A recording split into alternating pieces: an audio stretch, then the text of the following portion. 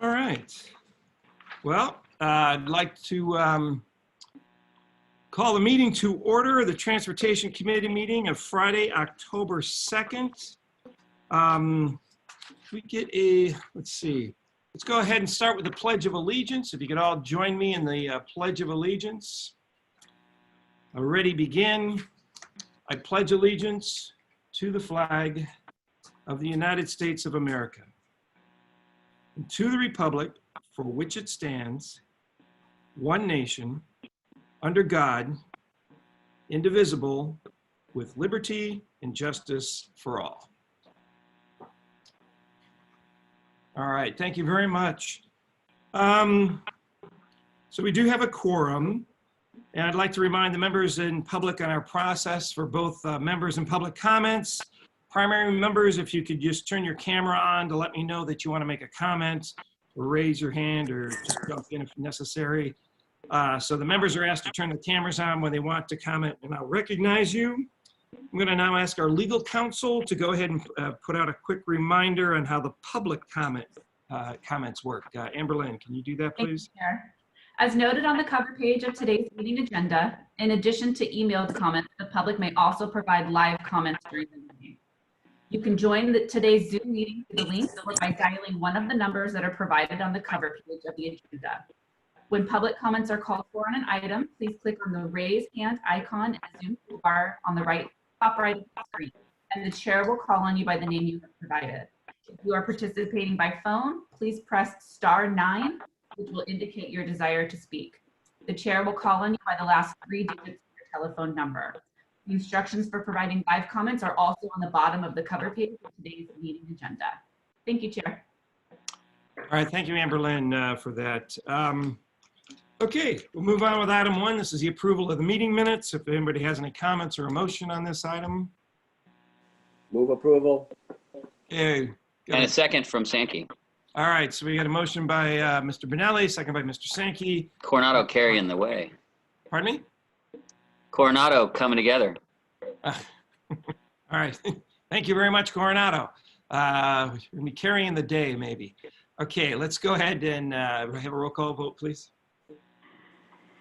Thank you. For the San Diego County Regional Airport Authority, Joanna Schiavone.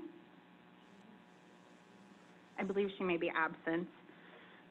For the City of San Diego, Councilmember Montgomery Stapp. Yes.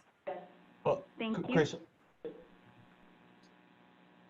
For the County of San Diego, Supervisor Desmond, or I'm sorry, Chair Desmond. Desmond, aye. Thank you. For East County, Councilmember Baber.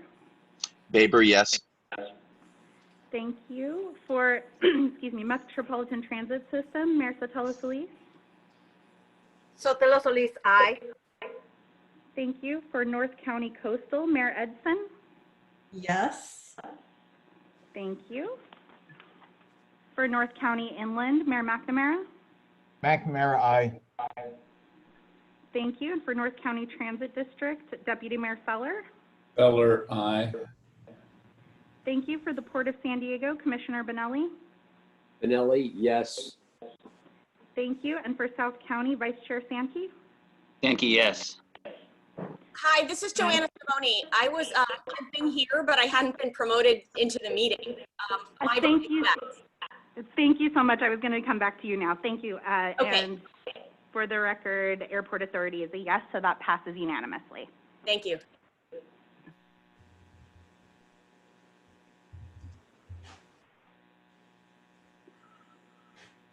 All right, thank you very much. So moving on to public comments, communications.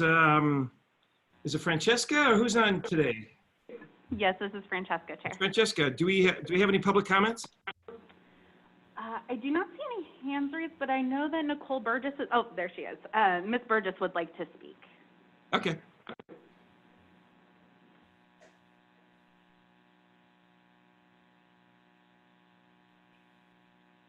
Good morning, San Diego Board. Thank you, Chair Supervisor Desmond and other regional leaders. I really appreciate the time and space to speak today. I am here. I had an attachment slide, but if it's not up, that's okay.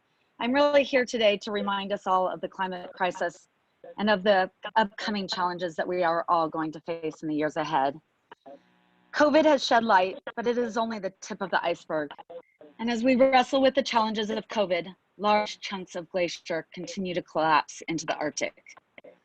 I continue to arrive at Sandag to advocate for a balanced RTP and help our leaders understand the value and importance of active transportation as part of that balanced approach and a balanced plan. Let us remind ourselves that over the past 70 years in Southern California, we have spent billions prioritizing, subsidizing, and building highway projects for automobiles and for people driving cars. We have induced driving at all costs of any other mode, and we have built a system that pollutes our neighborhoods, our people, our planet on a daily basis. We must find a better way. And just looking at like the last 10 years of really what a balanced transportation plan is, and as we continue to debate whether it's highway or transit, we must add active transportation into that scenario, into that picture, into that big picture. So over the last 10 years, we've spent $2.5 billion roughly on the I-15 expansion, and we've spent another $2.5 billion on the mid-coast. Imagine if we would have spent $2.5 billion on active transportation. And why are we not spending that equivalent of money on this, on our people, on our health, on our resiliency to the climate challenges? As seen in other countries and other cities in the nation, there's definitely a correlation to how much we spend as a city. And technically right now we have 2% allocated to active transportation, which will really technically only get us 2% of ridership. If we really want to have people and increase and get people out of their cars, we have to invest in this. And in my opinion, spending $2.5 billion on active transportation, I believe would get 25% of the people out of their cars. And that's what it's about, is getting balance. So showing that we have options for people to move freely and differently. And this is important in the core of our cities. So it's just trying to make sure you guys all realize that the benefits of walking, biking, reduces the congestion in the inner cities. And that's really what the prime goal of a lot of it is. But it also adds to health, our economic recovery, and hopefully being resilient and being able to adapt when our climate challenges happen. So, and as they will continue to happen. So thank you, Desmond. And I would just want to say thank you to you for staying respectful, kind, and always open communication. And I appreciate your comment and quote, I will continue to promote active transportation as part of an overall regional transportation plan. And I thank you for that. Well, thank you, Ms. Burgess, and I agree, we need a balanced plan. Thank you very much. Okay, do we have any do we have any member comments at this time? Mr. Feller, you got your camera on, or you want to comment or no? Can't, you're muted. I'll turn the camera off. It's okay, we like looking at you, but I just don't want to not call on you. Okay, thank you. Okay, let's then, we have no other comments on that. Desmond, yes. Ann Fox has her hand raised for you. Oh, okay, I'm sorry, I didn't see that. Go ahead. Hi, good morning. Good morning. Thanks. Good morning, Chair and Committee. I'm Ann Fox. I'm the Caltrans District Planning Director, and I'm sitting in this morning for our District Director. And Gustavo wanted me to mention a couple of items that our district has been part of recently. Caltrans participated in a coastal cleanup event last Saturday. We hit 4 park and rides and our employee adopted State Route 15 commuter bikeway. We partnered with Goodwill and EDCO to put large trash bins at our National City, Escondido, Oceanside, and at one of our City of San Diego park and ride locations. We were able to take in many of the household goods and other trash and items that could have potentially ended up on our highways and roads. This event was so successful at our Sweetwater location that by mid-morning, the bin was full, and Mayor Sotelo Solis and EDCO had already arranged for another container to be brought in. Our maintenance forces were also out and cleaning on Saturday. Kudos to our Chula Vista special programs crew. They were able to pick up 110 bags of trash along State Route 54 alone. I actually was part of the efforts on the commuter bikeway off of Adams Avenue there, and we picked up 10 bags of trash, mainly from the adjacent landscape and entrance and exit points. We even had a super appreciative cyclist treat us to lunch, so free lunches do sometimes exist. Also, our Adopt a Highway adoptees from NAS North Island came out and cleaned 805 from Euclid to Division. And last is that it's 2020 California Clean Air Day. It's coming up next Wednesday, October 7th. And Caltrans has pledged our participation, knowing that our actions are important and clean air is obviously an important resource that we collectively share. And as part of a large organization, we're hoping to make a positive impact for the state. So that concludes our comments. Thank you. Well, thank you very much, Ms. Fox. Appreciate it. And was that Katie Burgess that bought you free lunch? No, it actually it wasn't.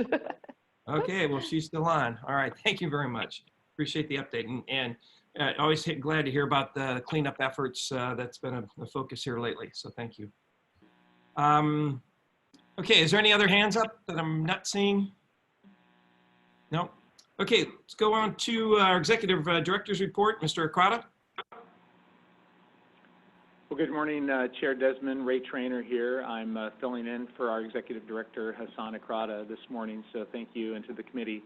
I have a few items I wanted to provide a briefing on, and this morning, SANDAG and NCTD are hosting the California Transportation Commission Chair, Hillary Norton, and she's conducting a tour of the Del Mar Bluffs, looking at the stabilization projects that are underway now. She's also going around the state looking at each of the different regions to try to understand some of the issues, learning about what the needs are, and also spending time to understand more about goods movement.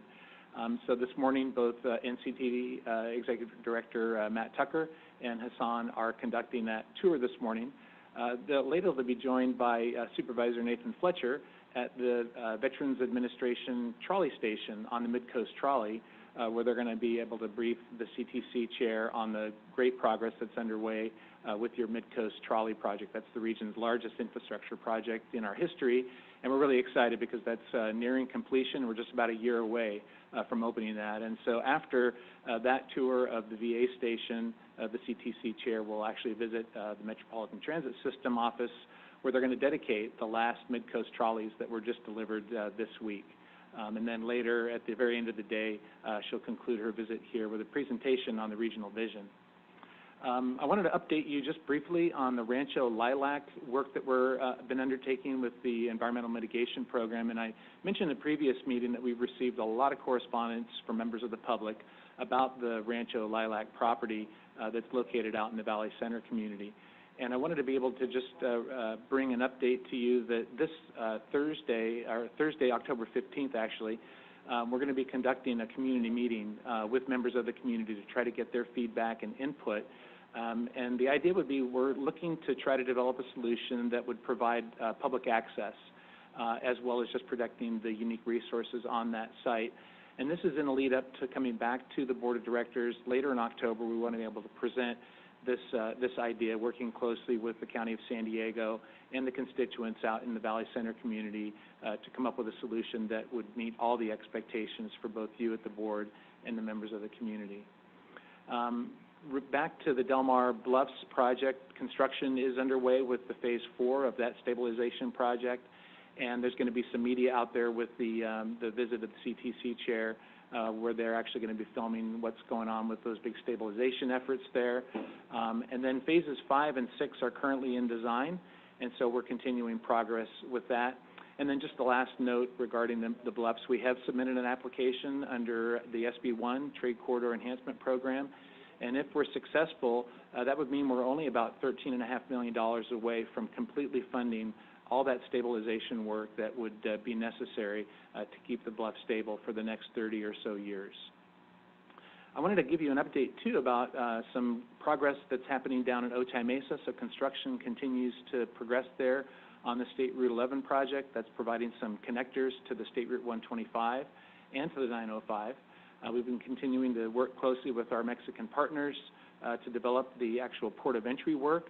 And there's a couple of key studies that are underway now, looking at both the traffic and as well as the revenue forecast for the tolled portion of that port of entry.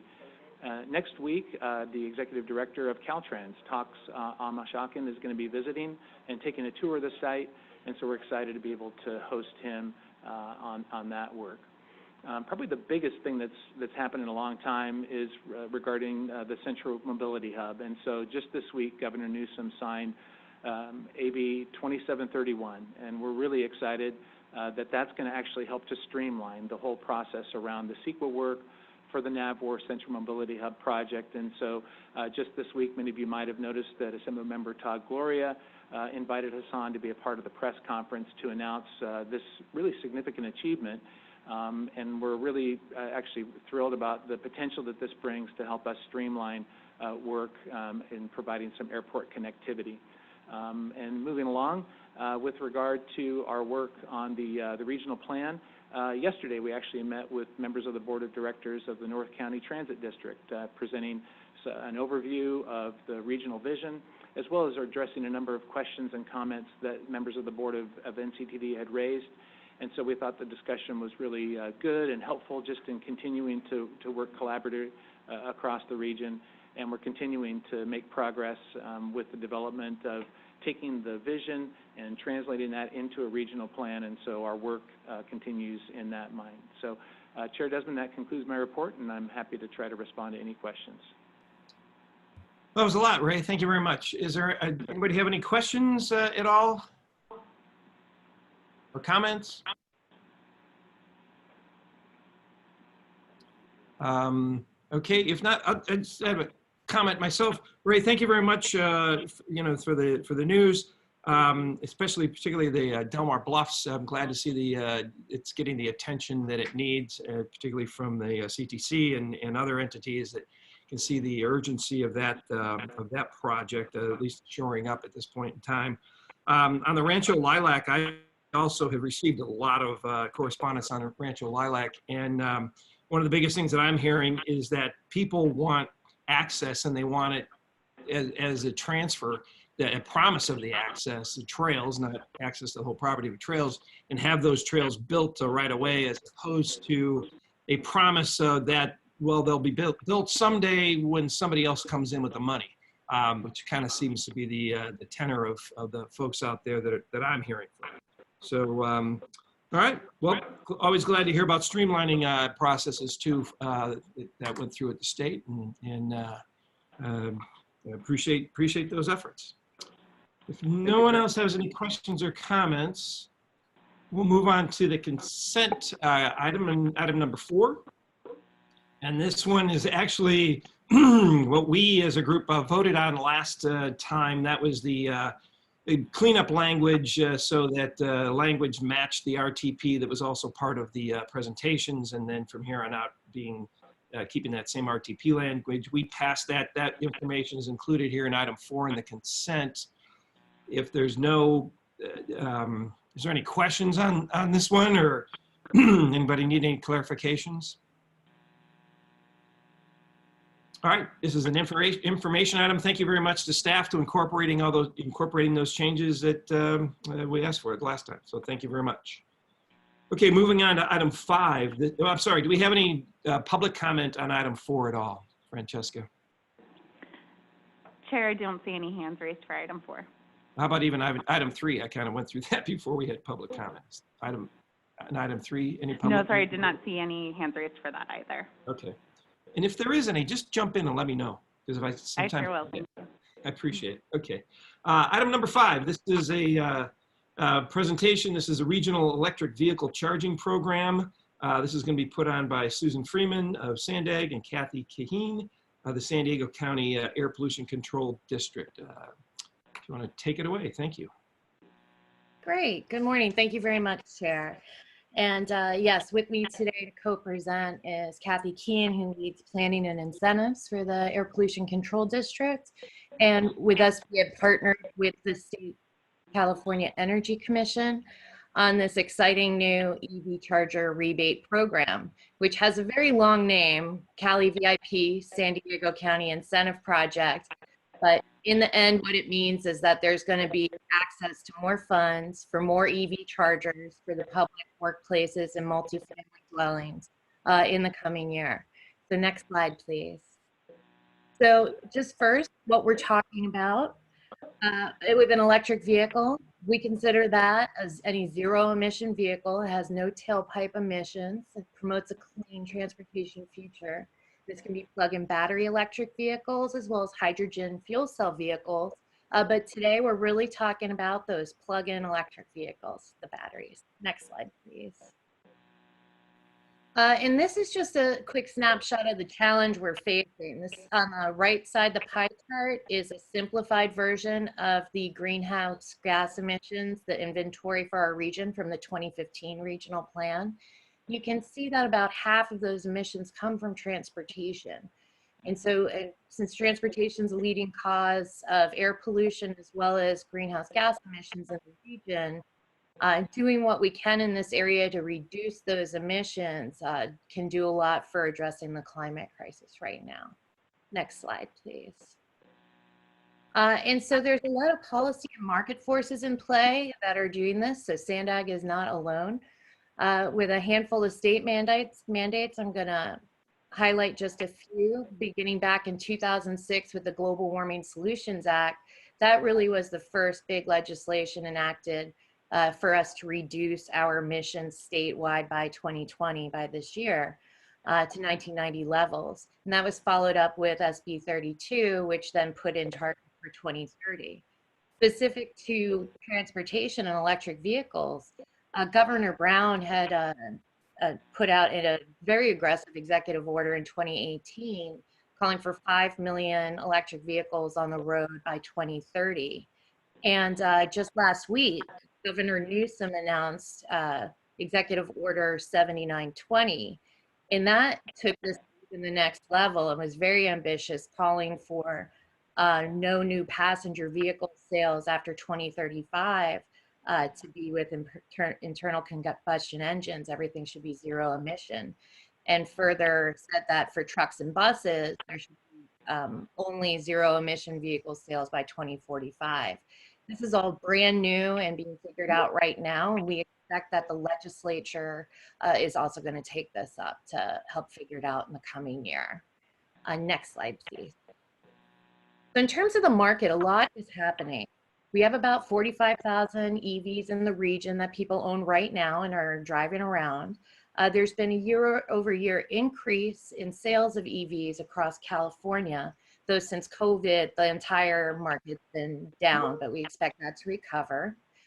In terms of global investment, it's even higher than this now, but as of about 6 months ago, about $350 billion worth of investment in vehicles, in the battery technology, and the infrastructure, in really all aspects. We have about almost 50 electric vehicles available in California today. Next slide. So if you take a look at this, this kind of gives you a sense of magnitude. These are electric vehicles, the numbers we have today. So again, that's a 45,000 area. And following previous executive orders where those goals were for 2025 and 2030. Now with the Newsom executive order from last week, the 2035 target would be even much higher than what we see on this slide today, but that is something that we'll be working toward. But we've been kind of on track to meet 2025 goals, and then it's really a tenfold increase between now and 2030. And that's why through this partnership, as well as some other collaborations we're working on with public and private entities, we want to really move the dial here. On the next slide, thank you. We'll do a quick show of the charging infrastructure. So this also, we've made some progress. We're pretty much tracking with other regions as well. This is a tough nut to crack, getting in enough chicken and egg on the infrastructure in time for when we expect a lot more vehicles to be in service. But the charger incentive program, again, will be one of those measures that helps us reach this, as well as working with San Diego Gas and Electric. They've put, which isn't counted here, an additional 3,000 chargers into the mix that are for fleets and for private use, where we're focused on the public here. Next slide, please. So here I'm just going to walk through a quick timeline of what's happened for Sandag's effort for a regional EV charger incentive program. It was an action out of the Sustainable Community Strategy, as well as the EIR, the 2015 regional plan, called for Sandag to commit to funding public charging infrastructure beginning in 2020. So we went out and got a Caltrans planning grant, one of the Sustainable Communities grants, which we worked on for 2 years, which really positioned us well to launch the program later this month. Next slide. And in doing so, and through that grant assistance, we were able to seek out partnerships with the Energy Commission and the Center for Sustainable Energy, in our partner here today, the Air Pollution Control District. So the Sandag board, and this went through the Transportation Committee first, back in May of last year, adopted a resolution for us to pursue this joint partnership to provide a larger unified charger program for the region. And then in August of last year, the Energy Commission did select the San Diego region to be one of the 3 new regions to receive state funding in 2020. And they're providing about $16 million for this. Next slide. So bringing us forward to this year, from that board resolution and then the selection by the Energy Commission, we then worked to formalize partnerships with both the APCD and the Center for Sustainable Energy. And if anyone doesn't know the center, they're a local nonprofit here, but they were selected to run the statewide program from the Energy Commission. And they also run the vehicle incentive program for the Air Resources Board. And then we had everything go live on August 27th of this year. The Energy Commission hosted the San Diego Incentive Program webinar and went through the final requirements, and we had a huge attendance online. Next slide. So right here is a picture of the budget. What are we talking about? On the left side with the green is the total project budget for these first 3 years at almost $22 million for incentives. And these are for shared use chargers, public, workplace, and multifamily. And breaking that down, we've got Sandag contribution is about $1 million, or it is $1.5 million a year. The Energy Commission's contribution is the $15.8 million a year. The Energy Commission's is on fast charging focus. And then I'm going to hand it to Kathy to say a little bit about the APCD and the county's contribution and involvement. Sure. Thanks, Susan. We're kind of tag teaming today. You guys will bounce a little back and forth. APCD has committed about $1.4 million over the next 3 years for a partnership with this program. I just want to say we really believe in the power of partnership in to help meet our regional air quality and county climate action plan goals. Again, we've committed funding for 3 years, almost $500,000 annually with a focus on level 2 charging. I want to take a minute to thank Sandag and the staff for being able to spearhead this partnership. I don't think we would have been able to attract this state funding through the CALeVIP program without the leadership and partnership of Sandag on this project. And so I'm going to hand it back to Susan right now, and we're going to talk a little more about the specifics of the San Diego project. Okay, great. Next slide, please. So here's the gist of it, big picture. The website is live now at the link on there. You can go there, anyone can, to find out more about how to apply, how to pick a provider, what type of equipment you can use, what type of site is good, and tips for figuring that out. It's a first come, first served program. So when it opens on October 27th, people will be applying online. With that 3-year project budget, to give a sense of what that means, the 21.7 million, what we expect to come out of that is that it'll fund about 1,100 of your standard level 2 charging connectors and about 250 of the fast chargers.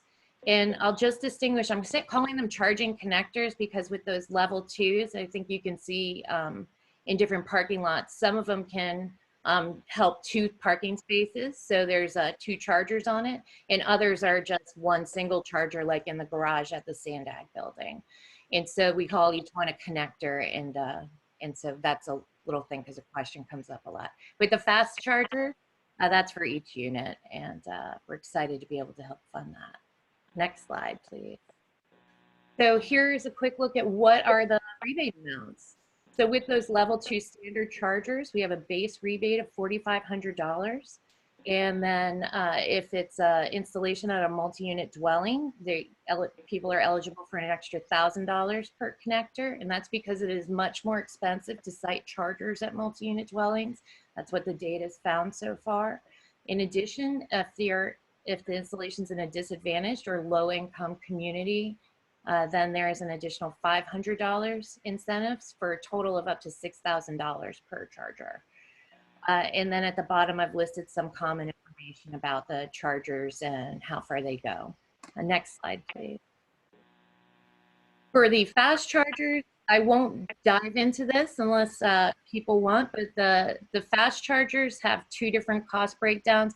Currently, other than the Tesla chargers, a lot of fast chargers you see out there are in this 50 kilowatt to under 100 kilowatt range. And so there's a base rebate of $50,000 for that.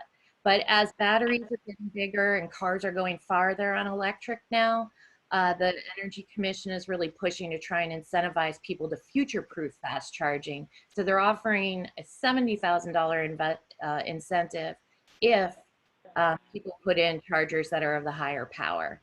And then for both of these, there's an additional $10,000 to incentivize chargers in low income and disadvantaged communities. Next slide, please. This is a snapshot of the types of chargers or the types of sites that we're talking about. So it can be schools, hospitals, public agency sites, libraries, tribal lands, military sites for the level 2 chargers. The real key is it has to be shared use. And then the DC fast chargers, that has a few more stipulations. It's got to be available every day of the year, 24 hours a day.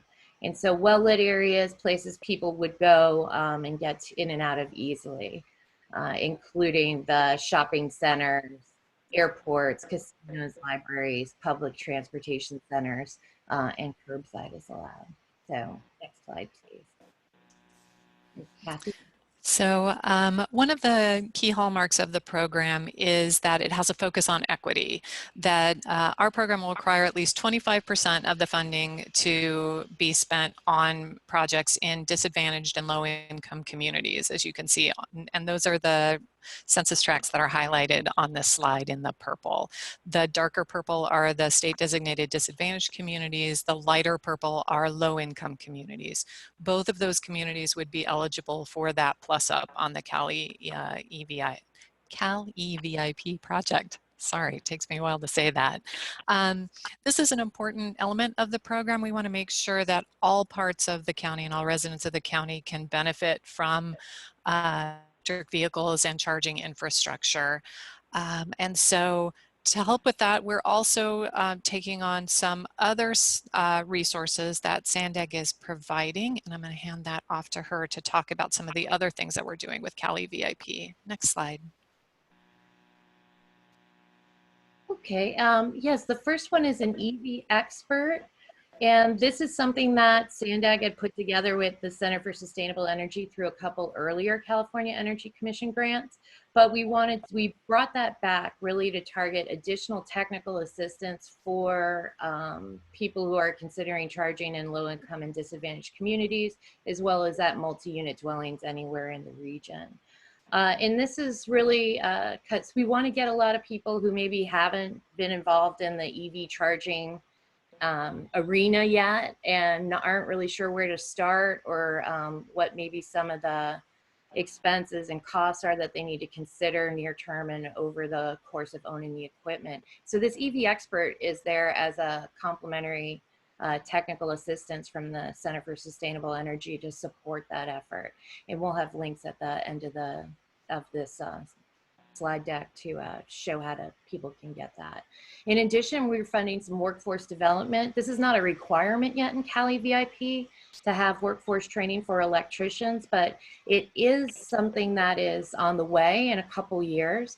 But while that requirement gets developed at the Energy Commission, Sandag is supporting some workforce development training through what's called the EVITP, or Electric Vehicle Infrastructure Training Program, which is offered to any licensed state electrician.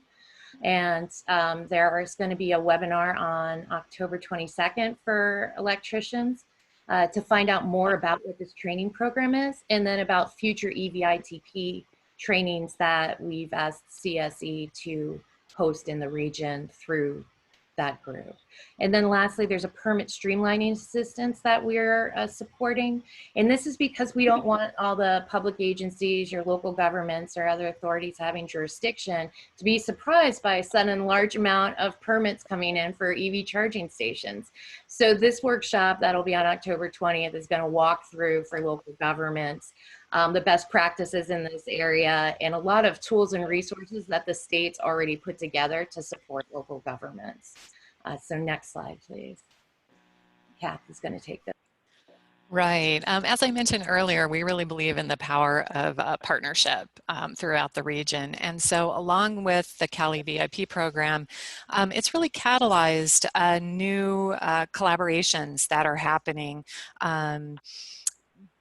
We've started working on what we're calling the Accelerate to Zero Emissions collaboration, and that is to help the region come together, build knowledge and support around these EV efforts. We really saw that with the CALeVIP program, that that regional cooperation made it possible for us to access those state dollars, and so we want to do more of that in the region. And so we're trying to work together to leverage all of the good work that's happening through all of the jurisdictions right now around the EV space.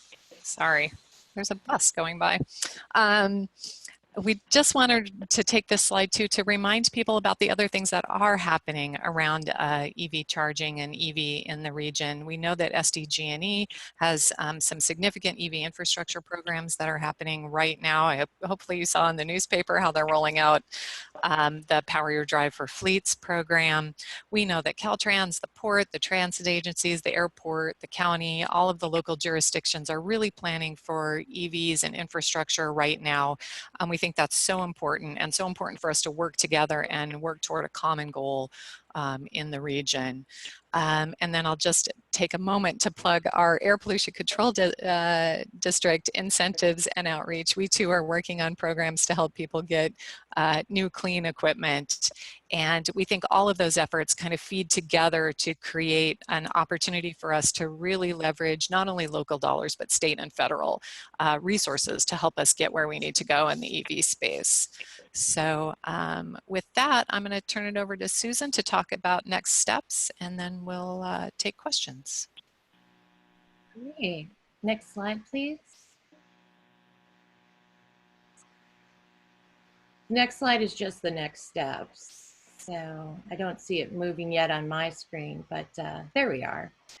So we're continuing outreach to everyone. I mentioned a couple webinars. These weren't in the report because the dates just got decided on with the Center for Sustainable Energy over this past week. So we just received the registration links yesterday and the day before. So they're in this slide deck here. But on October 6th is a big webinar next week, which will walk people through how to apply. And that webinar will be taped so people can watch it later. And we're going to be pushing that information out even further. And then the technical webinars are on the 20th for permit streamlining and the 22nd for workforce training. And then again, the program itself opens on October 27th. So a few weeks away.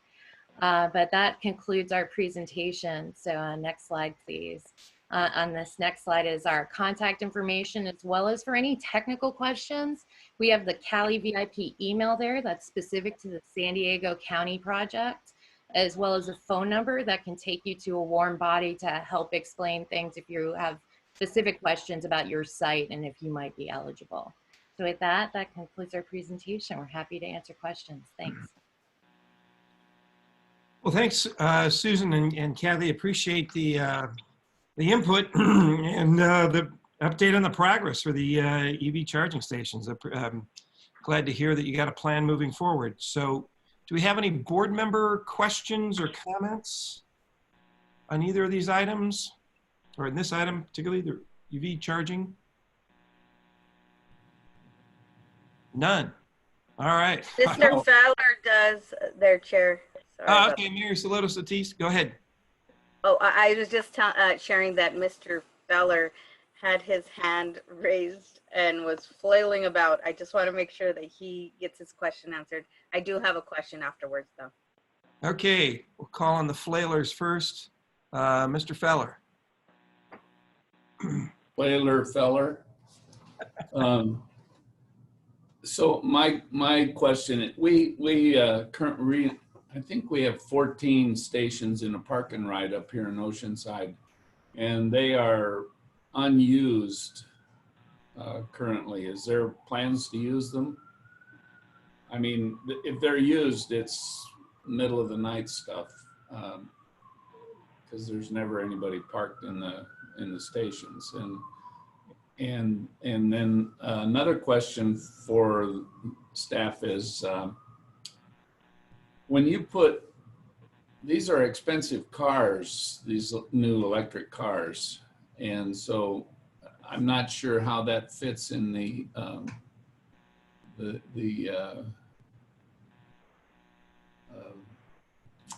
disadvantaged neighborhoods. What is the push there? Because most of those people would like to buy one of my cars, which is 15 or 16 years old. So they would more I find it difficult to believe that they would be buying electric cars. So if you could answer either one of those questions, it'd be great.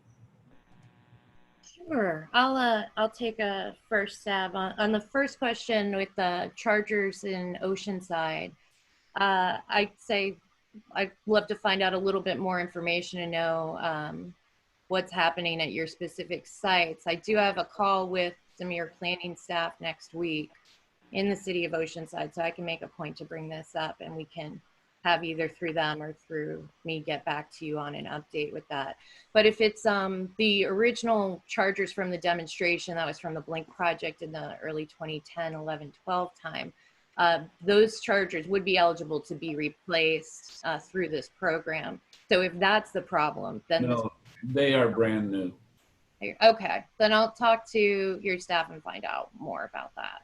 Okay. In terms of the equity side of it, it's a really good point you're bringing up, because it's a lot of cars are expensive. There are a handful of them that are more reasonable right now, but we found, and with talking with SDG&E and looking at market data, the expectation is around 2024, 2025 is going to be that sweet spot year where all of the electric vehicles at each different size category for cars and SUVs is supposed to be cost competitive with the internal combustion vehicle.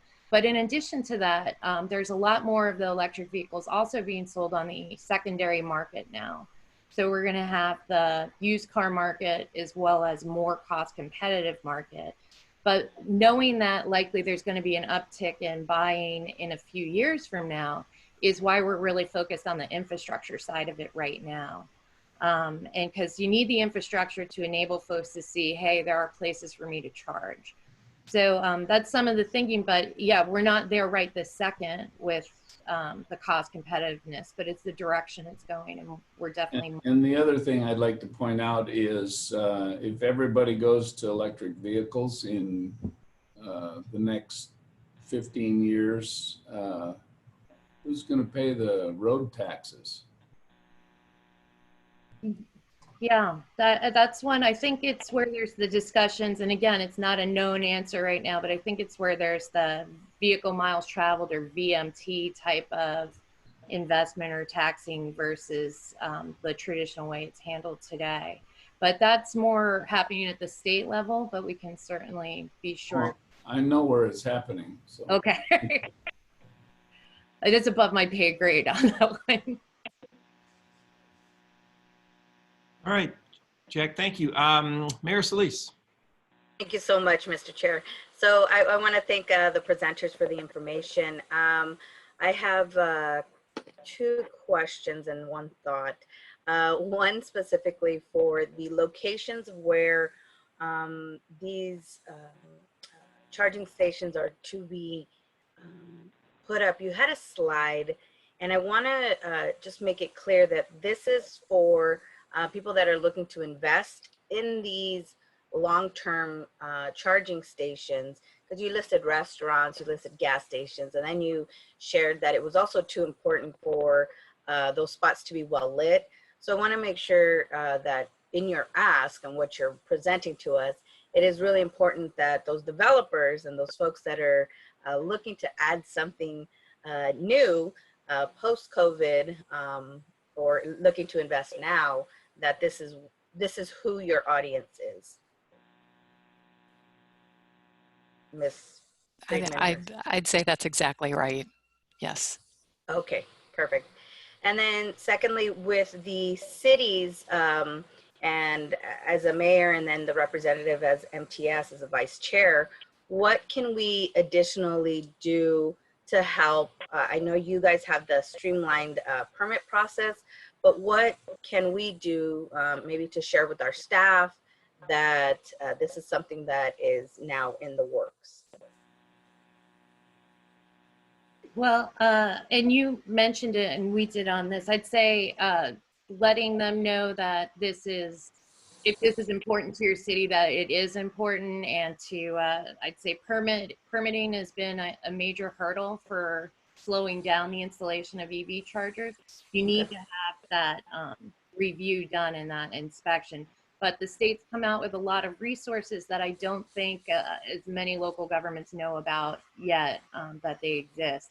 So even getting the word out on that permit streamlining, because not just, it helps your own staff as well as helping your residents and businesses with getting installations done. And then participating in the program. Or if you have issues or problems with the program, letting Kathy and I know that too, because this is just the start. So we want to, see how do we do this better and continue this. Great. And then my comment is that our working class community has been environmentalists for generations. Here we have abuelitas and grandmas and ates who have been recycling and starting their own gardens for generations. And when it comes to lowering carbon footprints and thinking about new technologies or things that can help us lower that carbon footprint, our communities have been on the forefront. Now, when it comes to affordability of vehicles, it comes down to the partnerships and really recognizing that the automobile industry is thinking about the working class family. There are smaller vehicles. You have different types, different structures that in our neighborhood, in National City with our Mile of Cars Association, they have had specials or deals, so to speak, that really highlight the importance of getting in electric vehicles and what the long-term investment and the benefits are. So working class communities have been on the forefront, will continue to be on the forefront. And it's that investment that the car industry and the auto industry sees that. Because Latinos in particular, we put our money behind, our power is in that dollar, and we will put that investment in a vehicle that's gonna take the entire family or grandma to her doctor's appointment And electric vehicles are part of that, but we need to know that the infrastructure is there to carry it. And that is the question. And I don't know if you're whatever dollar amount you're investing into your vehicle, I think everybody wants to know that where's the gas station? Is it safe to go? Is it, you know, how and where can I go? And is it on my GPS? Is it readily accessible? And one last point is, as we look at these chargers and the investment of our businesses to install these spaces, I think it's also too part and parcel. It's not just for the residents, but it's people who may pass through to go down, let's say, to Tijuana or go up to Julian from the South Bay. So there's ways in which, you know, we're all going to benefit from this, and it behooves us not to invest in this.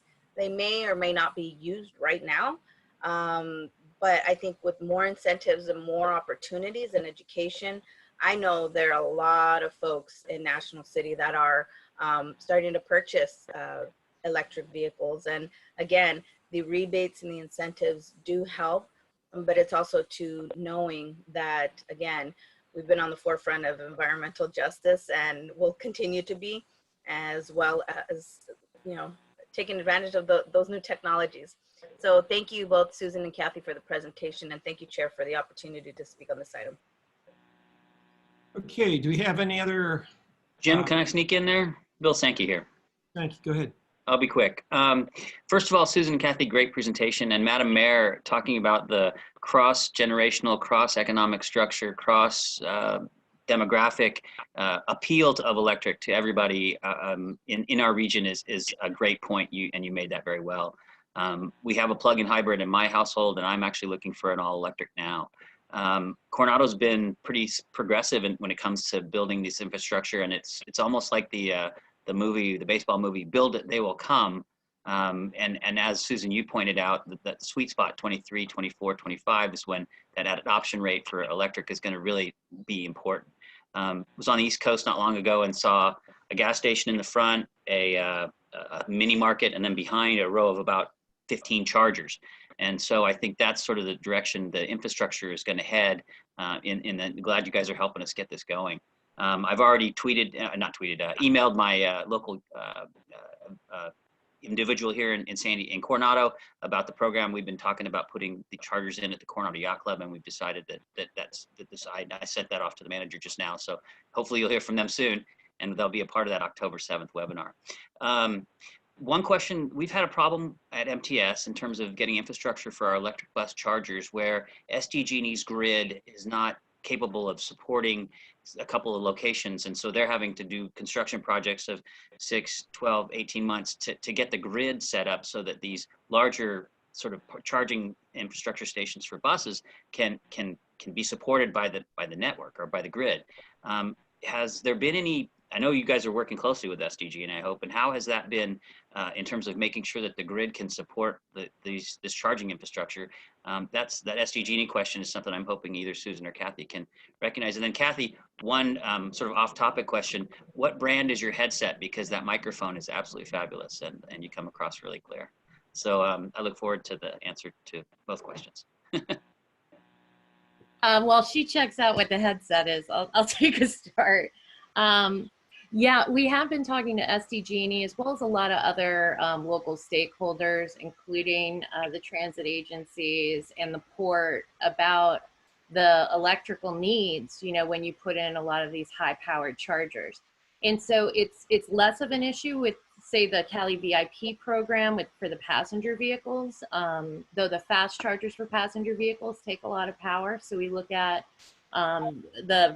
the rebate program also supports having some energy storage at those sites, so that is an eligible cost.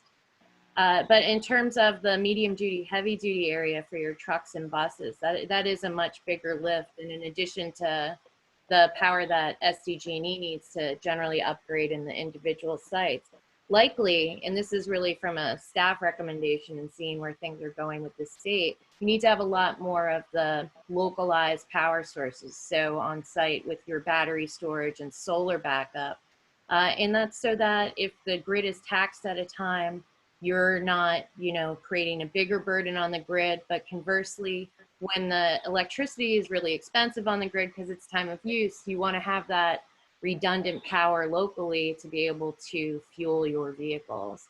So it is something that I'd say it's on the newer end, but there's been a lot of different pilots happening across the country, but something that we have to really consider in this region. Also for when power safety shutoffs happen due to fires or risks with that. Well, that was something I was going to touch on. We've had the brownouts this summer, the safety stuff. I think the safety shutoffs, I think it's important to, you nailed it, storage at those sites. Maybe some local generation issues in terms of a standby generator or something would really be a part of the infrastructure. Yeah, it's a bigger discussion now, and it seems to be growing, but there's definitely momentum in this area and a willingness to look at, this is a new way to site infrastructure and fuel vehicles, and we're trying to figure it out. But I think there's a big willingness across agencies and the utility to figure it out together. And I'll pass to Kathy here. I would agree with everything that Susan had said. We're looking at all of those concerns and considerations.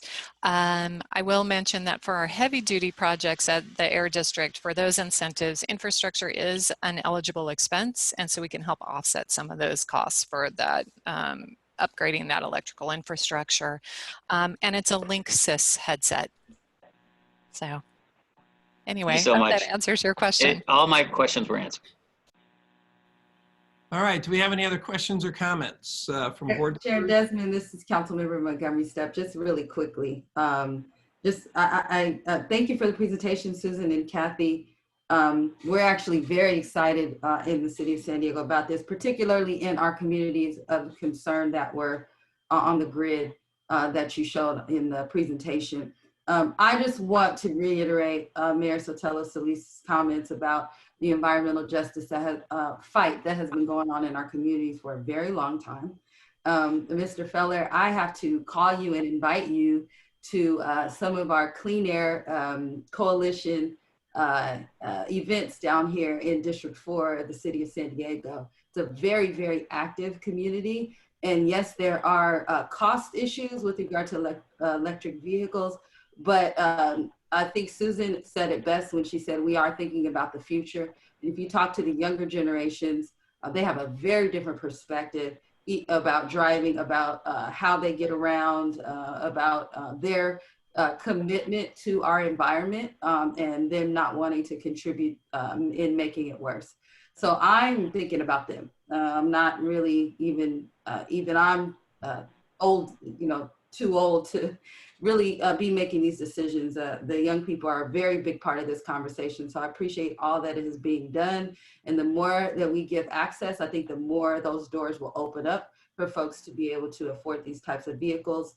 And if not, we'll have an awesome transit line that folks can get on and get wherever they want, whenever they want. So thank you very much. All right, thank you, Councilmember Montgomery. We have any other comments? Yes, hey Chair, this is Jewel. Hey Jewel, go ahead. I just wanted to also thank the presenters, and I had a question. I think a lot of the other issues have been covered, or congratulations and woohoos for the program have been covered.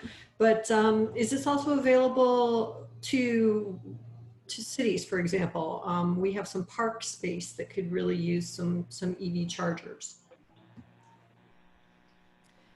Yeah. Ooh, it looks like Susan's off there at the moment, so I'll take that one. Yes. We're focusing on publicly available charging. So locations like parks, libraries, recreation centers would be places we'd be looking to for folks to apply for this infrastructure incentive. And then you would encourage, obviously, city staff to attend the October 6th webinar. And absolutely. Okay, perfect. Yeah. Thank you so much. Of course. All right. Well, thank you very much for the presentation. I've always enjoyed hearing about new technology because being an old guy, I remember the smog days, and it was really technology that cleaned up the smog and cleaned up the air, even though we've got many, many more cars on the roads today than we did before. So I appreciate the push for technology and for the infrastructure for it. So thanks. Thank you for the presentations. This is a discussion, possible action item. We can just receive the report. If anybody has anything else, we'll just move on, I guess. Chair Desmond, I do see a hand raised for a public comment on this item from Pat Sexton.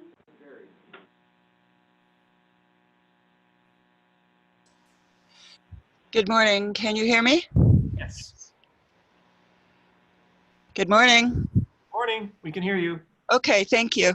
I just wonder if anyone has ever thought about the fact that we have a lot of vehicles in San Diego County that are not smogged at all. The Union Tribune put out an article one time that said there was 139,000 cars that come across the border every day, every morning, and again every evening. Plus, we have a lot of cars that are registered out of state, and some, not all states require smogging a vehicle like California does. I'm just wondering if the state could get behind, if a car is driven on the highways and streets of California more than, say, 3 days a week, they need to be smogged. I don't know if that's ever been discussed, but with all those cars, I'm sure our numbers would lower. All right. Well, thank you very much. Maybe that's something the state or state representatives or APCD could look into to see if there's any potential there. I don't know how that would be handled. I don't know if we can close off the county border, but I don't know. Susan, do you have anything on that? Or Kathy? I'm sorry. I don't really have anything on that per se, other than to say that it's certainly something that we think about in terms of our air quality challenges, how we ensure that everyone who's in the state is complying with the rules and regulations, and how we handle vehicles that come in from out of state. It's certainly something that I'll pass on to the folks that we work with at the state. So thank you for that comment. All right. Thank you. Thanks for responding. Okay. We'll move on then to item number 6. This is the State Route 94 and State Route 125 interchange project update. Karen Jewell from Caltrans is going to be giving us a presentation on that. Karen, if you want to take it away. Okay, can you hear me okay? Yes. Great. Good morning, and my name is Karen Jewell, and I am the Central Corridors Project Director at Caltrans and responsible for this project. State Route 94 125 interchange is in East San Diego County. It's within the jurisdictions of City of La Mesa and the San Diego County jurisdiction. And it was originally constructed in the early 70s, as long as with right-of-way for an interchange project in that area. The current traveling to use that one connector, which is the last connector, to get constructed. Go ahead and go to the next slide, please.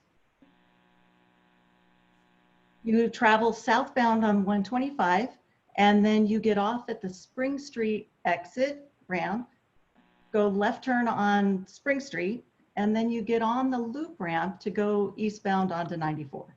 So this is the last direct connector for this interchange to be constructed. And there's the project features have quite a few items on it, as you can see on this slide. So there's the direct connector is in the orange color, and it also includes 6 bridges, 5 new structures, which are the yellow on the map, and 1 bridge widening, which is Bancroft down at the bottom of the map. It has an auxiliary lane that is southbound between Lemon Avenue and the connector. That's in red on the map. And then it has 15 sound walls that we are building, as well as 18 different retaining walls. We're looking at all the bike and pedestrian enhancements that we can include within the project limits. And we have quite a few right-of-way parcels and utilities that will be impacted for this project. Some of the other issues that are up with this project is one of the things that has happened in the last year. So the last time I came to give an update on this project, we had just gotten the funding for it. It was in the spring of 2019, and we had started the design process. Since then, in September of 2019, the board approved the additional funding to complete the design and the right-of-way efforts for this project. And that was in September. And the last of that funding, you might remember, was the CTC vote that approved the SB1 LPP funds over the summer. So we are now fully engaged into the project and moving forward. So go ahead, next slide, please. So just some interesting things that we've been finding as we've been looking more into the project and some more details on it. Here we did a little quick origin destination on it to see how, where people are traveling right now that would be using this connector. So the blue line that you see on this map is representative of the path for using the connector. You go, if you were coming eastbound on 8, you'd go southbound on 125, and then make a left turn at Spring, which is that sharp bend at the middle of the screen. And then you travel onto the loop ramp to get onto 94. And that is the majority of the traffic using the connector. The red red line, which kind of parallels with the blue, gets off at Spring as well. But instead of getting on the loop ramp, they're going straight, turn left onto Campo Road, and go down to the Bancroft interchange, and then get on the freeway. And then the green, which is the third most popular path for this connection, actually it's getting off the freeway, going through City of La Mesa streets, getting onto Bancroft on the east side of 125, driving that south, and then getting on at the Bancroft interchange. So we found this was kind of interesting, and streetlight data was what we used for finding these out. But it was an interesting fact in that basically, we're anticipating approximately a 45% reduction in vehicles getting off at Spring Street when the connector is actually built. A lot of those vehicles have to sit through a number of cycles on the signal at Spring, and so it will reduce the idle time as well. And also improve access to get to the Spring Street trolley station, which is only a block away from this intersection. Next slide. So some of the things that we have accomplished this last year is we've updated all the survey information for the project, and we have fine-tuned all the geometrics for the design of the project. We're confirming those property lines right now that are getting impacted, and also we've solidified the structures location so that our structures department can get going on its design. And then we've looked at, as I mentioned earlier, some bike improvements that we're going to be able to include, including like a bike lane going under 125 along Spring Street, as well as at Mariposa, some pedestrian sidewalks we're adding to the structure, and some bike shared lane improvements at Mariposa. Next line. So one of the things that we are still looking into is if this auxiliary lane in the northbound direction between the interchange and Lemon Avenue will be possible to be included in this project. We've done the preliminary design for it now. It looks like it would add a small retaining wall for a little while along that northern stretch. And we are evaluating the noise impacts and the traffic impacts and the additional cost for construction. Next slide. So, and go ahead and click the video. So this is just to let you know we finished all the completion of the preliminary drilling investigations for all 6 structures, as well as sampling the soils for the hazardous materials in the soil. And then some of the things we've done for the structures is the connector itself, the length that was originally proposed was going to basically be defined as a tunnel, which adds a lot of additional costs that we would need to deal with for that structure for the maintenance and operations later on the project. We've been able to shorten that length enough to take away that definition of tunnel, although a lot of those features we would still include in the project, but that does, it does save us some time and effort in terms of the design on that project. Just this week, we started doing some of the type selection meetings for the structures, and that'll go on through the next month. And that's an internal meeting that kind of helps us decide which way the structure is going to go so that they can fully engage in their designs. The other thing that this drilling has found is that we do have a lot of water table issues for the connector as well as down at Bancroft. And those are things that are just going to be some design challenges as we move along. Next slide. So I know we've mentioned already, but there are quite a few properties that are impacted by this project. There's only 2 full take properties, but there are a lot of partial properties that will be involved with in the right-of-way effort as that gets going. The actual alignments, like I mentioned, we are now starting the mapping for those right-of-way properties, and then we will step into the appraisal process in the next year. Next slide. And we're at about a 30% design right now. And so we're starting the potholing process for those utilities that are listed, and we're also, I'm sorry, lost my train of thought for a second. So those utilities, I'm going to say next slide. There's quite a few of those utilities. We're potholing those, and then we're hoping in the next 6 months to start that coordination with the utilities for doing their relocation design. We have started meeting with the wet utilities, the sewer and water, and those meetings are ongoing. Next slide. So some of the schedule updates. This last spring, we met with a couple of local officials, and we started trying to figure out if there was a way we could accelerate this project. And we came up with a couple of alternatives, but most of them did include additional costs. At the same time, internally, we were able to look at the schedule and overlap some of the stages as we moved along. And so a year ago, I let you know that the project was basically finished design by the middle to end of late 2022.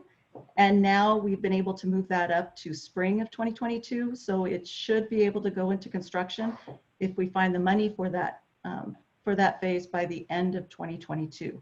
So one of the things that we are looking for is, as I mentioned, we're fully funded through design and right-of-way, but the construction is not. And there is a number of things that we've been looking into, and we're looking into any programs that are out there.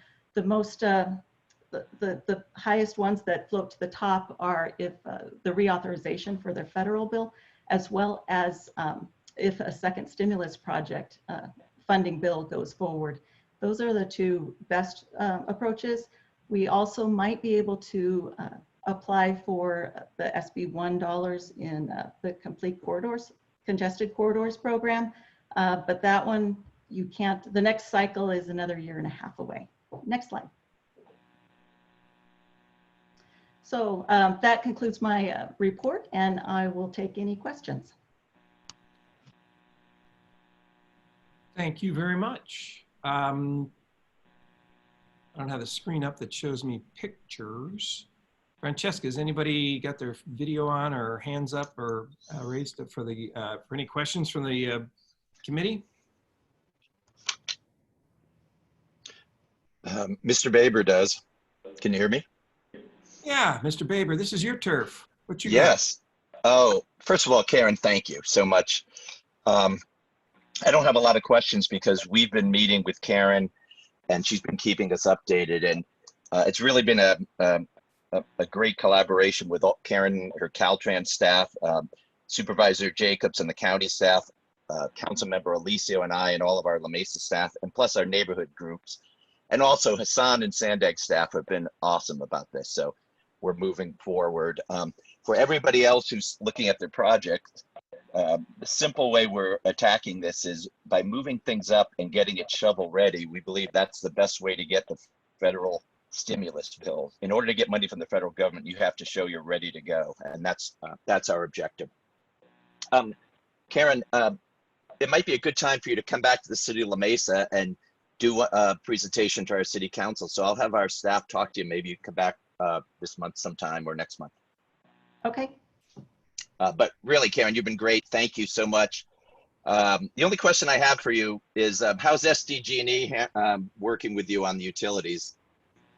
Well, and as I mentioned, a lot of the utility companies don't want to do relocation until we have a certain level in design, because they don't want to have to redesign over and over.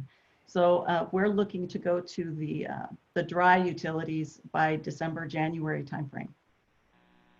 All right, well, thank you. Jim, we're actually moving a transportation project forward. Sometimes people think it can't be done. It's actually getting done. And thank you to Karen for her leadership.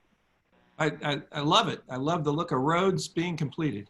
We also have Ms. Edson, or is it Mayor Edson? Mayor Edson. No, I saw her. I thought, I'm not up. okay, I'm sorry. Oh, I see your picture. I'm sorry. But it's not the live camera. Anyone else have any questions or comments? Councilmember Mendoza does have her hand up. Okay, Councilmember Mendoza.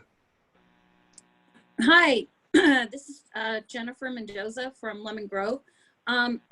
This project doesn't go right through Lemon Grove, but it's right on our border, and we're very excited about it as well, because it is going to help the flow of traffic in our city as well. So as Mr. Baber requested, I would love to have Caltrans come and do an update to our council as well. So I'll put my contact information in the chat, and let's try to get together and schedule something. And thanks for this presentation. Thank you, Jennifer. Okay. Any other comments? I'll just say, Karen, thank you very much for the presentation. It's nice to see this project moving forward. This is one of the ones that were in TransNet. That was a promise made to the people, and it's coming out. I'm glad to see it moving forward. And I do see in July 22, you're going to be advertising, and that's for construction. Is that what the advertisement is going to be for on this item? Correct. That's what that would be for. Well, great. I'm just happy to see that, this is one of the, I think there was 4 road projects that were part of the Board of Supervisors made as a priority I think it was in June or July of 2019, including the 67, the 78, and the 52. We're glad to see this one moving forward. So, and I know this is a huge asset to East County, La Mesa, Lemon Grove, many in the 125. It's a great asset needed in the community. So happy to see it. Thanks for presentation. Very welcome. Okay, this is also, is there any, this is just accepting the presentation. Unless anybody has an action or a motion they want to make, we can just receive it and move on. And do we have any public comments on this one, Francesca? No, Chair, I don't see any hands raised from the public. All right. Well, thank you. Well, we'll move on to item 7. This is the Regional Bikeway Program Status Update. Linda Culp's going to be giving us this presentation. Linda. Well, good morning, Chair Desmond and members of the committee. Happy to be here and give you an update on the Regional Bikeway Program since we last talked about this in June. Next slide. This slide just gives you a snapshot of our program. The 2013 decision by the Board of Directors to create an early action program adds up to 77 miles of bikeways throughout the region. We're working on 90% of those miles, and you can see that we have 9 miles complete. We have another 16 in construction, and we have over half of the miles in final design, and we continue to work closely with the City of San Diego and others, primarily those miles in the City of San Diego, get those approved and permitted, and so we can head into construction this fiscal year. Next slide. And just a reminder who we think will be most successful serving. Of course, those people that are on the longer commutes could use these facilities, the commuters, but we're also looking for folks that are looking for safer, separated bikeways to make all kinds of trips, whether you're going to school, you're going to the trolley or the coaster, or you're just going to a shopping trip. So this is where we think building this kind of network will be most successful for us. Next slide. I wanted to turn to some recent progress we've been making on the construction side, and just call your attention to the top photo along the left-hand side. That's a neighborhood traffic circle, one of 8 that we have constructed so far, 8 of 18 for our North Park Mid-City Bikeway project. And we held a media event last week Very well attended and had some very positive press from that for not only our Bikeway program, but Sandag overall. So we're real happy with that sort of coverage and real happy with the progress we're making on that project. Next slide. So I wanted to kind of just step you through a few of the individual projects that we normally report on. One is our Rose Creek Bikeway. This is a couple of miles of separated bikeway, mainly along Santa Fe Drive in the city of San Diego. It's adjacent to our Mid-Coast Trolley project. Next slide. They're doing some paving work around one of the retaining walls. On the next slide, we have been putting up quite a few railings along these walls, and you can see a contractor there last month working on that. Next slide. And just give you a snapshot, I said 2 miles in the city, about 86% complete. You can see the how the banana curve, quote unquote, is looking for this project. And we're really encouraged to have this project open.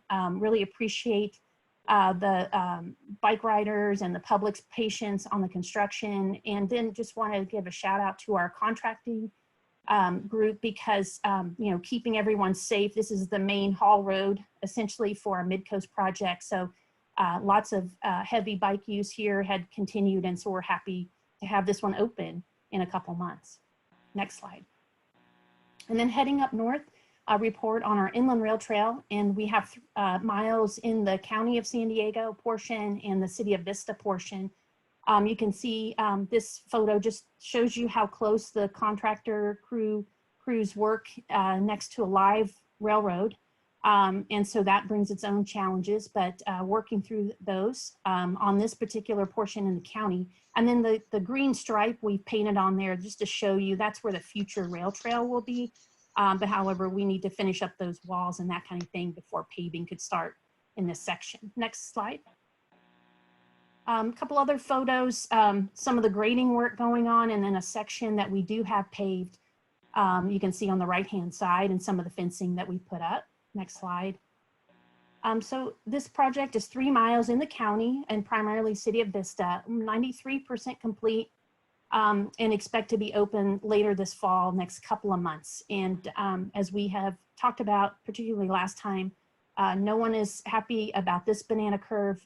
We have had some significant issues on this project, including redesign and weather events and utility delays getting out of the way and that kind of thing. So we're just going to be very happy to have it open and have the public be able to use this. Next slide. One thing we did talk about a little bit in June was the rest of the inland rail trail, and got some good comments from the committee about, you know, where was that work being done. And so just include this map to show you the portions that aren't done. If we just work our way from Escondido over to Oceanside for a moment, several miles of the inland rail trail were completed with the original Sprinter project, 2008. And then a couple of years ago, we finished up the last mile in the city of San Marcos, and that's open.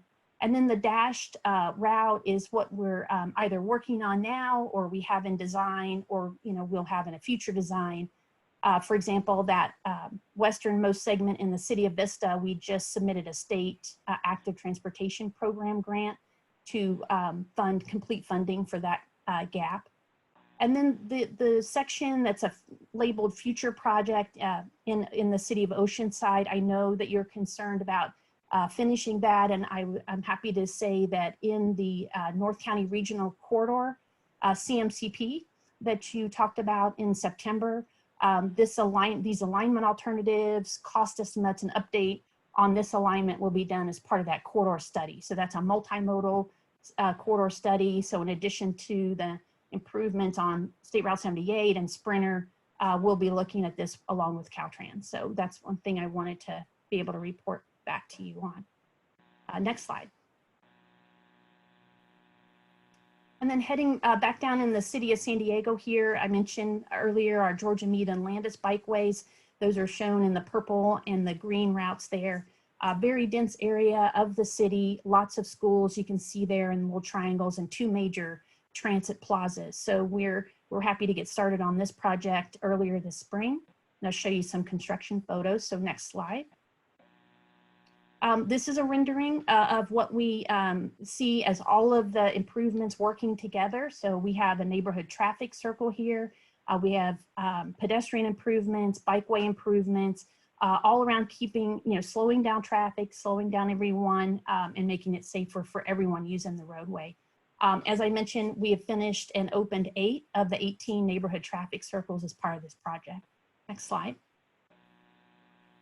And then this is the intersection we were at, and we held the media event last week. This is the intersection of Utah and Landis, and on the left is a before photo of the street, and then after is the neighborhood traffic circle that we have at the intersection. Next slide. And then on the left, another rendering of another kind of a bulbed out intersection that's part of the project. And then I just included the photo on the right. It's not all glamorous, I know, but I just like to illustrate that, it's much more than just paint, and that goes into our project budgets and schedules. But this, it was an older neighborhood, and we do need to make some drainage improvements before building the bikeway. Next slide. So just a snapshot of this project, 6.5 miles, making very good progress. 24% was our percent complete last month, and expect to take another 1.5 years or so and have that open. Next slide.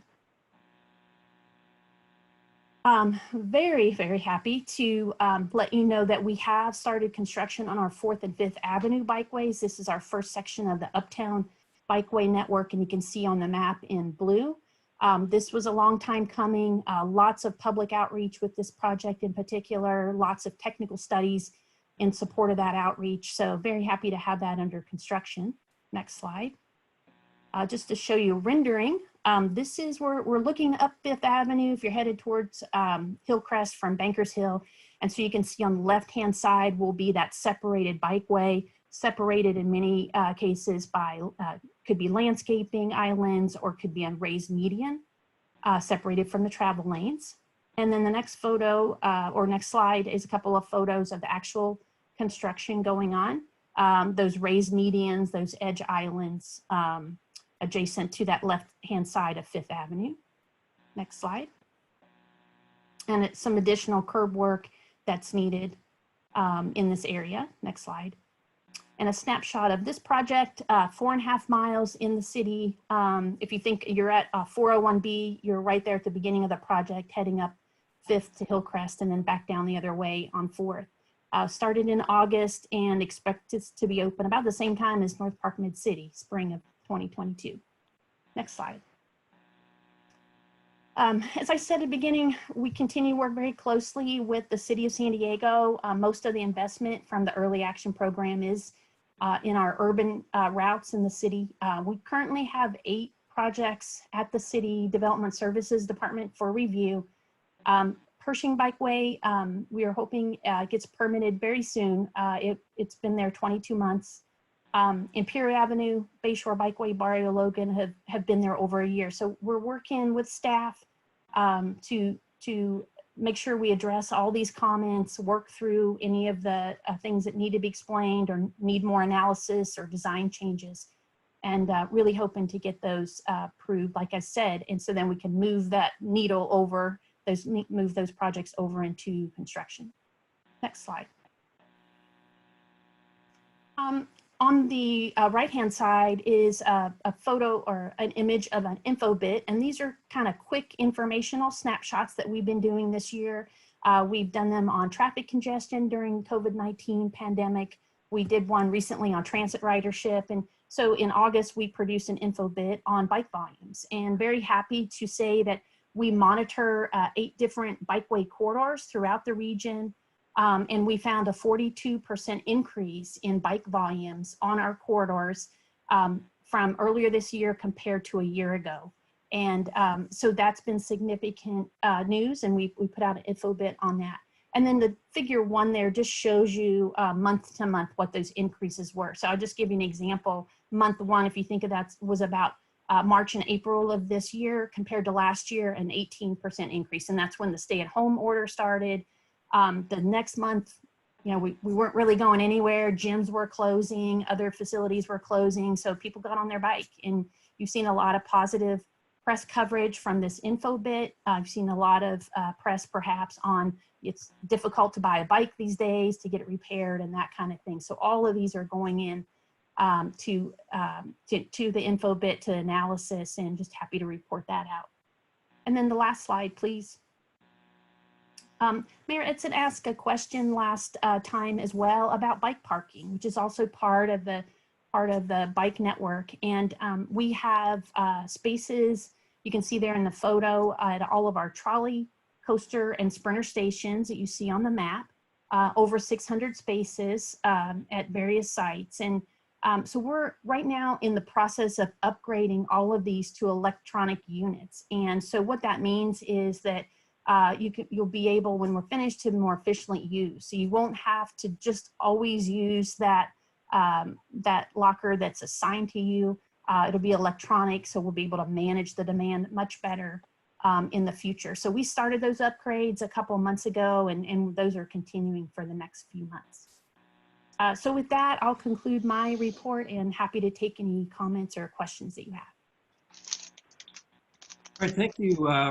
Thanks, Linda, as always, with the bike routes information. Do we have any questions from any of the committee members? Let's see. Yes, Supervisor, this is Joanna Scavone. Okay, Joanna, yeah, go ahead, thanks. Hi there. Linda, thanks as always for the update on the progress of these projects. I have a question I want to follow up on. I think I've asked this question before, particularly about the Pershing project. And I know you mentioned that we're still in a holding pattern on the approval, and you're optimistic it's going to come soon. I wonder how the timing of that overlays with potential construction during the summer, right? As you know, that's a hugely busy corridor for access in and out, egress and ingress into Balboa Park. The summer moratorium on huge events because of the number of people that are in the park. And even though park, the institutions are down about, 50% or more right now, a lot of people are using the park. And so what is that timing going to look like? And if I remember, it was about an 18-month construction schedule, right? So that could possibly mean 2 summers impacted. Can you shed some light on what the thinking and planning is around that now, given that you're saying you think it's imminent for approvals? I'm hopeful it is. And I would, I think every quarter I report that we're getting close on this one. And to be over there almost 2 years really has kind of thrown the construction schedule sort of in flux right now. So I don't have a definitive answer for you. I know that the team's looking at that.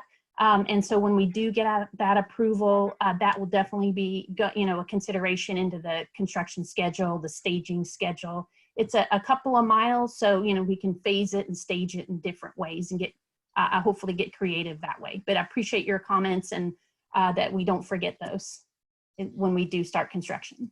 Yeah, so then maybe the next time, hopefully in our next quarterly report, that approval will have been obtained, and you can give us an update about what that timing is going to look like, overlaying with summer periods. And then my second question is about, I wanted to just clarify the timing on some of the ones that are in North Park where the traffic circles are being put in. And my question is it going to look like what it looks now until that open to the public in 2022? Because there are just street closures like all over the place, like getting around. So I live in South Park, but getting around all of our neighborhoods is really complicated because like entire 4 or 5 square blocks are fenced off to us at this present time. So is that is it going to be like that? Or is it, is it going to be, anyway, I'll just let you answer that question. Yeah, no, that's a great question, and definitely something we thought about for these neighborhood traffic circles. So we've directed the contractor that they are to work on no more than 3 at a time. And then those 3 open back up, and then the next phase of work goes. So just to get to your very point, not to close down the entire section of Landis or the entire section of Meade, but to be aware that we, do have lots of pedestrian traffic. So pedestrian access has always got to be part of it and that kind of thing. And I think the contractor has gotten creative in terms of pedestrian access. But to your point, in traffic, yeah, they can work on as many as 3 at a time, and they can't move on until those are finished and open. So one thing you may want to pass on just as a user and member of the public is the signage. It doesn't really alert you what's going to be closed until you are literally right there. And so you find yourself having to weave around very far to get around the construction areas. So they may want to have some sort of alerts sooner because it is, you know, that's a major thoroughfare that's just 1 block south of University. And so getting, you know, not being able to go south to north there is a big impediment. And so when you have to circle, and then you're blocked in by the 805. So it is quite challenging. So that more signage may help the public navigate it. Okay, great, thank you. But thank you for the presentation. This is really exciting, and I'm glad to see the projects that are going to come online in the fall. And I think we're all happy about those increase in bike user numbers, you know, on the trails. I think that's a great sign. Hopefully that'll stick after, you know, even after we return post-COVID. Yeah, one comment I didn't say during the info bit portion is we did a survey of those who did take up riding, and we're very encouraged that 4 in every 5 said they wanted to continue riding. So it's a great stat. That's great news for the projects. Thank you. Thank you. Mr. Feller? We'll take that construction up here in Oceanside. Is that 7 miles? Is that the section that's not completed in Oceanside? For the Inland Rail Trail, yes. And that's the 7 out of 77 that we're not getting anything on. Well, maybe someday. That is part of the overall plan. However, those miles aren't in the early action plan. The miles of the Inland Rail Trail that are the ones that we're working on now from San Marcos in the city of Vista. Okie doke, thanks. Linda, I got a couple of questions, and I've probably asked these before, but it appears like the North Park, I don't know, it's a slide 14. You got a beautiful before and after picture, and even in some of the other pictures, I guess 4th and 5th Avenue bikeways, there seems to be more than just bike lanes that are done here. Is our active transportation dollars going to road improvements in jurisdictions, or are the jurisdictions also ponying up dollars for the road improvements at the same time we're doing the bike improvements? Or does the bike improvements pay for that entire roundabout, I guess is what I'm asking. Yeah, those neighborhood traffic circles, the pedestrian improvements, and the bike improvements are all part of our bike project. So in order to safely get folks through that area on their bike, we need to slow people down. And one of the ways we do that is a neighborhood traffic circle. It could be something else like a speed bump, speed cushion. You've seen those in other areas, I'm sure. So it really kind of depends on the corridor and the neighborhood, but those are all part of our projects. So we're using active transportation dollars for road improvements that are happening, I guess, along with, if we're not just paying for the bike lane portion of it, we're also paying for the road improvement portion as well, is my understanding, out of active transportation dollars. Yeah, it's all needed in order to have those safe bikeways through those corridors. I would think the local jurisdiction should also be ponying up, and so we're spending our active transportation dollars on active transportation. Well, yeah. Against roads, and so I think at this point, I guess the jurisdiction should be paying for the road portion improvements, and then we pay for the use it. I just think our active transportation dollars would be better spent, focused primarily on active transportation instead of doing the road improvements, because it just seems it's a bit of overkill. I see Lithicum coming on here, but it seems like we're not we're kind of stretching our dollars in areas that they weren't intended. Supervisor, if I could just add to that, the board has directed us in the past about complete streets. When we work in a city street, we want to address everything, including the transportation project that includes pedestrians also. And like Linda referred to, as the traffic circle is all part of that to make it a more walkable and bikeable community. And the traffic circle does slow the cars down, and that is something the neighborhood actually requested. And that's something we try to do. We don't do that many projects on city streets, but when we do, the board's policy is to always address the complete street, which includes all of the transportation features. I get it. I don't like it, but I just think, you know, you're going to do road improvements, and the local jurisdiction should pick that up. So now I got a question on the inland rail trail, with the ugly banana, where we have left the banana and there's no turning back, it looks like. Linda, you mentioned there was on slide, if you can bring up slide 10.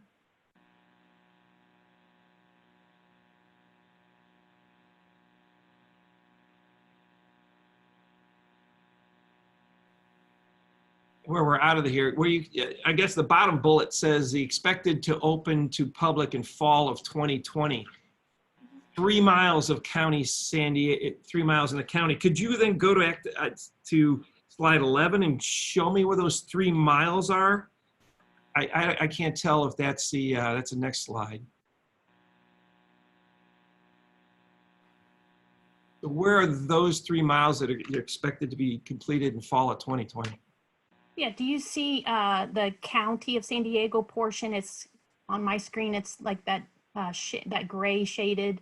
Yeah. Oh, thank you for that. Yeah. So those are the miles in the county of San Diego, and then we have an additional section, about another mile section in working your way westward in the city of Vista. If you see where that boundary is. Okay, because I was just curious because it says current project, which is the dashed green line. And yeah, and I'll just to clarify, so there's a construction current project, there's a design current project. So it's all shown kind of in that dashed. But the 3 miles is I guess the area that's in the county, in the white or the gray area, and then a mile into the pink. So it's not the entire dashed line area. So basically it looks like about half of it. It's about half, you're right. Yeah, about half. Okay, so that one's still going. And then you said there's going to be only a study done on the future project portion, the white project. I didn't quite understand. You said there's going to be something done on that section, and I didn't quite get what that was. Yeah, sure. That is part of the North County Regional Corridor, the CMCP. And I believe the Transportation Committee heard from Caltrans last month about that study. So that is, in addition to looking at State Route 78 and the Sprinter Corridor, we'll also be looking at this remaining segment of Inland Rail Trail. So we have, kind of an older, very high level concept study that's shown there in the white. So what we'd like to do is sort of open that back up, see, are there other alternatives? Is that the best alternative? Just kind of continue on that sort of conceptual planning side for that remaining segment in white. And that corridor study will look at that. So there's no design, there's no EIR, there's nothing, I don't even know if the EIR has to be done or it's already done for that future segment. Does an EIR have to be done, or is it complete? No, normally we don't do EIRs for our bike programs. They're normally exempt.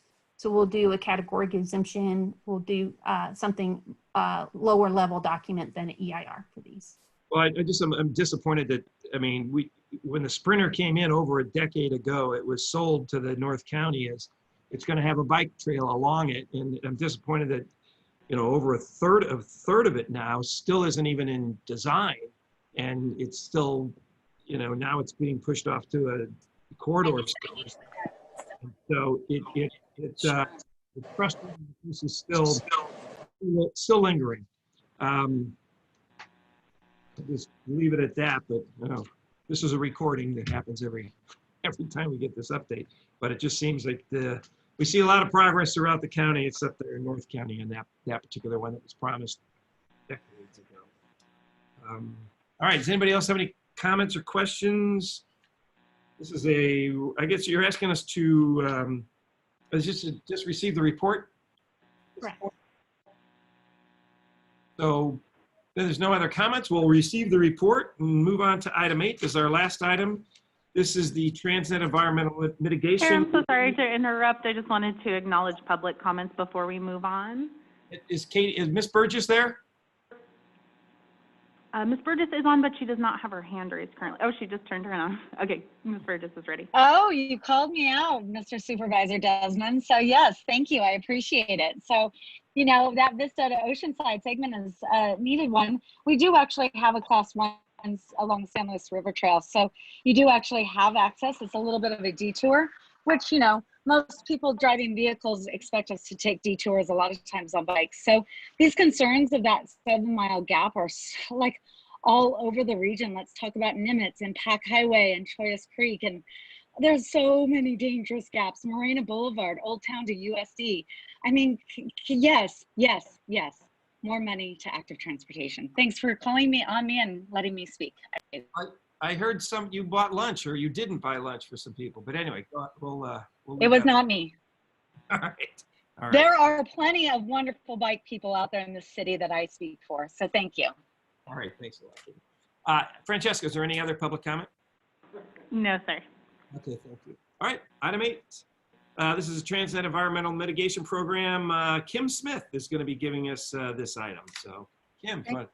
Thank you, Chair Desmond. Can you hear me? Yes, can hear you very well. Thanks. Great. So my name is Kim Smith, and I am the Program Manager for the Environmental Mitigation Program here at SANDAG. And item number 8 on your agenda today is related to actions necessary to implement the Environmental Mitigation Program in fiscal year 2021-22. Next slide, please. Okay. So I always like to show this slide as a reminder that the TransNet Environmental Mitigation Program provides funding to mitigate habitat impacts from regional and local transportation projects and funding for regional land management and biological monitoring. It does this by acquiring and managing large tracts of lands with native habitat early in advance of those transportation projects needing mitigation. So there you go.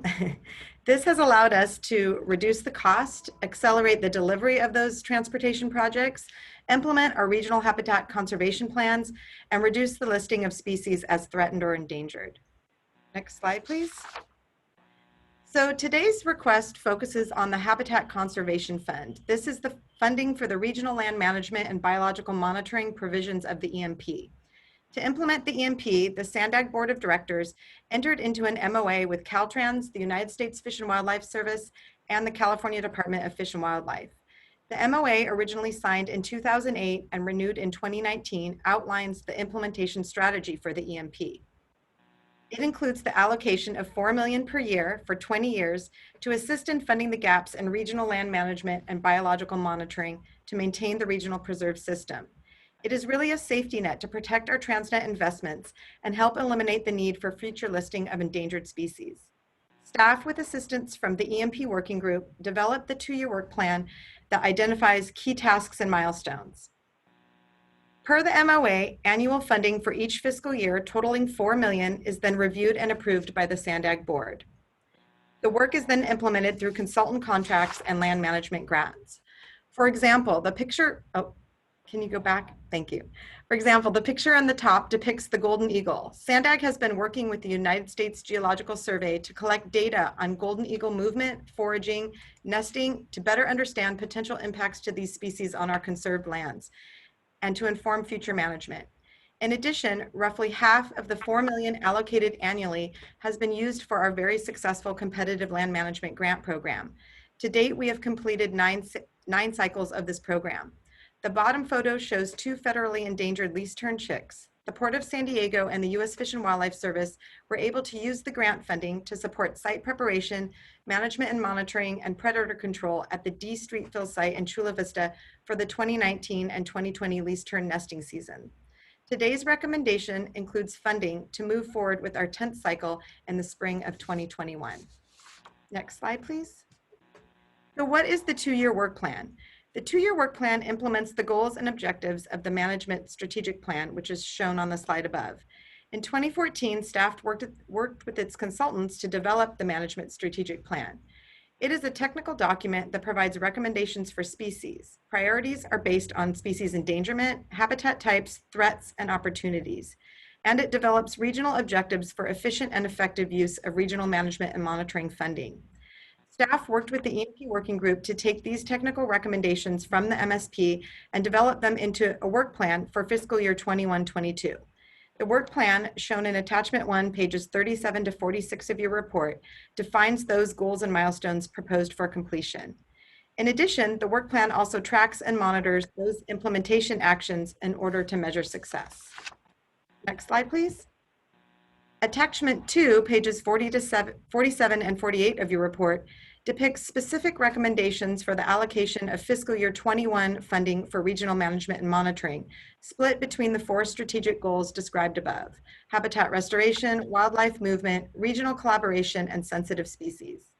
Examples of those key milestones SANDAG will be working on for each goal include: for sensitive species, the photo on the bottom right shows the Hermes copper butterfly, whose population is in steep decline in San Diego County due to wildfire and drought. SANDAG has been working hard with its partners, including the United States Forest Service, to develop and implement a monitoring plan that will track the long-term status, habitats, and threats to the species in order to avoid listing. Habitat restoration, the San Elijo Lagoon, shown in the top left. The goal of this restoration project was to improve tidal circulation, water quality, and habitat for the endangered ridgeways rail. This lagoon restoration is also mitigation for the I-5 North Coast Corridor project, which includes both improvements to the highway and rail. Restoration of the lagoon was completed earlier this month, and long-term monitoring will begin in October. Wildlife movement, the mountain lion. So just this last spring, the Southern California population of the mountain lion was considered for listing as a threatened species. This next fiscal year, SANDAG will continue to work with its partners to monitor the status of movement of mountain lions. Results of these studies will help inform the development of linkage improvement plans in prioritized locations, like the I-15, to help improve connectivity for mountain lions within the region. And finally, regional collaboration. SANDAG has been working with the EMP working group and its regional partners to take all of the data that has been collected since the inception of the program and develop metrics to measure the overall health of our preserve system. The results will be provided in a report and communicated to the board, committees, stakeholders, and the public in 2021. Pending the Transportation Committee recommendation and the Board of Directors approval, the proposed management and monitoring fiscal year 21-22 work plan would be implemented through fiscal year 21. Implementation would help eliminate future listing and promote recovery of endangered species by providing biological monitoring and land management to proactively address the decline of endangered species and their habitats. Next slide, please.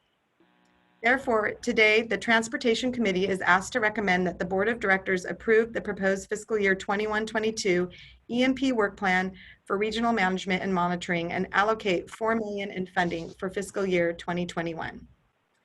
So that concludes my presentation today, and I would be happy to answer any questions or comments you may have. All right, Kim, thank you very much. Appreciate the report, very concise and direct. Thank you. Do we have any questions from members of the committee? And if not, Francesca, do we have any public comments or questions? I do not see any hands raised from members or from the public. Okay, well, this one's going to take a motion to recommend this to the board. Chair Desmond. This is Member Sotelo Solis. Go ahead. Well, Mr. Sankey, I think you were first. What have you got? Ladies first. Go ahead, Mayor. I was going to make the motion if. And I will follow that with a second on behalf of all the snowy plovers in the South County. There we go. Well, how about all the poor yacht owners at the yacht club? Anyway, it's all about the animals. All right, good. Okay, we have a motion, a second. If there's no further discussion, could we have a roll call vote, please? Thank you. For the San Diego County Regional Airport Authority, Joanna Scavone. Scavone, yes. Thank you. For the City of San Diego, Councilmember Montgomery Stepp. Yes. Thank you. For the County of San Diego, Chair Desmond. Desmond, yes. Thank you. For East County, Councilmember Baber. Baber, yes. Thank you. For Metropolitan Transit System, Mayor Sotelo Solis. Sotelo Solis, aye. Thank you. For North County Coastal, Mayor Edson. Edson, yes. Thank you. For North County Inland, Mayor McNamara. McNamara, yes. Thank you. For North County Transit District, Deputy Mayor Feller. Feller, yes. Thank you. For the Port of San Diego, Commissioner Benelli. Benelli, yes. Thank you. And for South County, Vice Chair Sankey. Sankey, yes. Thank you. And that passes unanimously. All right, thank you very much, Francesca. Moving on to item 9, this is continued public comments. Do we have any public or committee comments, Francesca?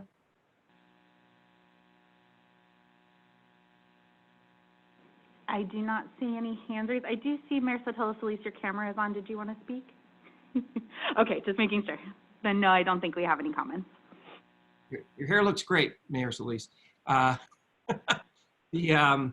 our next meeting, upcoming meeting is next Transportation Committee is on October 16th at 9 a.m. Thank you very much, everyone, and have a great weekend. Have a great day, everybody. Go Padres. Yeah. Go Padres. Go Padres. All right.